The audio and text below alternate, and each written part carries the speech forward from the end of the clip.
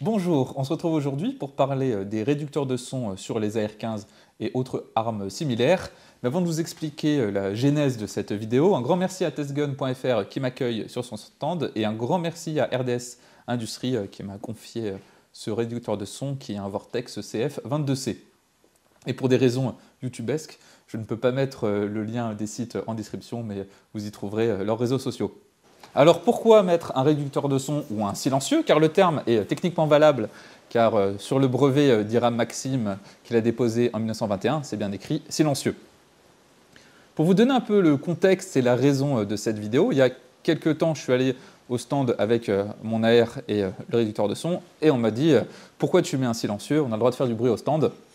Et c'est vraiment ce qui m'a donné envie de faire cette vidéo, car personnellement, ce genre d'accessoire peut rendre le tir vraiment très agréable, que ce soit pour soi, mais également pour les voisins sur le pas de tir, mais j'y reviendrai dans un instant.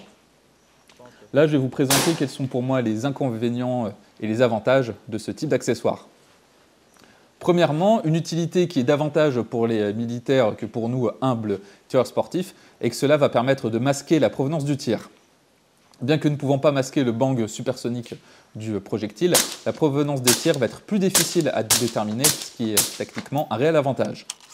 Évidemment, la réduction de bruit est la raison principale, même si je recommande vraiment de conserver les protections auditives, car on a évidemment le bruit du mécanisme, du bruit du projectile supersonique, et l'AR-15 ne devient pas spontanément une carabine en 22 long rifle.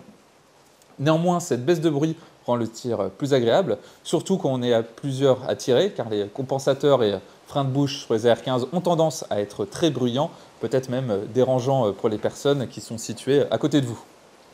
L'utilisation d'un réducteur de son est donc entre guillemets un outil de courtoisie, d'autant plus que leur acquisition est simple, et de plus, il va agir de manière similaire à celle d'un frein de bouche, ce qui va aussi réduire légèrement le recul. Et on peut se plaindre de notre législation sur les armes, mais l'accès à cet outil est bien plus facile que chez nos amis américains, car nos réducteurs de son ne sont pas classés, donc autant en profiter. Autre point positif, c'est le look, et c'est sans doute le plus important. D'ailleurs, pour rien vous cacher, je voulais mettre un réducteur de son sur mon AR pour lui donner un petit air, ou du moins une interprétation d'un Mark XII mode 0. Maintenant, on va regarder les potentielles difficultés et inconvénients, en commençant par son installation. Certains réducteurs vont se visser directement sur le filetage au bout du canon et d'autres vont nécessiter la présence d'un frein de bouche ou d'un cache-flamme particulier.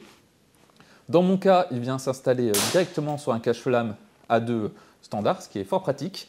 Mais malheureusement, je ne peux pas vous montrer ça en détail, mais j'ai fait une vidéo sur Player, donc jetez-y un œil, elle est en description et au passage, n'hésitez pas à vous y abonner. Mais l'installation de ce CF22C est super simple, on a juste une bague qui va s'accrocher au cache-flamme, on visse le tout et on est bon. Qui dit installation dit démontage, ce qui n'est pas plus compliqué, mais il faut faire attention à la chaleur, car les réducteurs de son chauffent assez rapidement, donc autant le laisser un peu refroidir après la session de tir pour le dévisser sans avoir à se brûler. Un autre point à prendre en considération, ça va être le changement du point d'impact.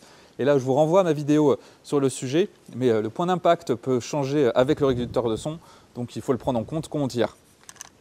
Et un effet secondaire négatif des réducteurs de son est le surgazage de l'arme qui va engendrer deux inconvénients. Sur un AR-15 qu'on va tirer, on va sentir une partie des gaz s'échapper au niveau du levier d'armement, ce qui n'est pas très agréable. Bon, c'est largement tolérable quand on tire avec une cadence normale, mais en tir rapide, ça peut être un peu dérangeant. Il existe des leviers d'armement censés réduire cette problématique, mais je ne sais pas s'ils sont efficaces car je n'en ai pas encore essayé.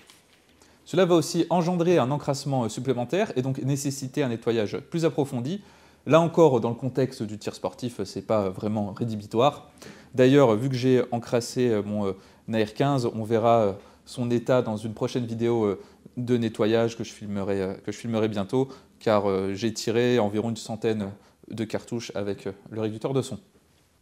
J'espère que cette vidéo vous aura permis de répondre à quelques questions que vous aurez pu avoir sur ces accessoires.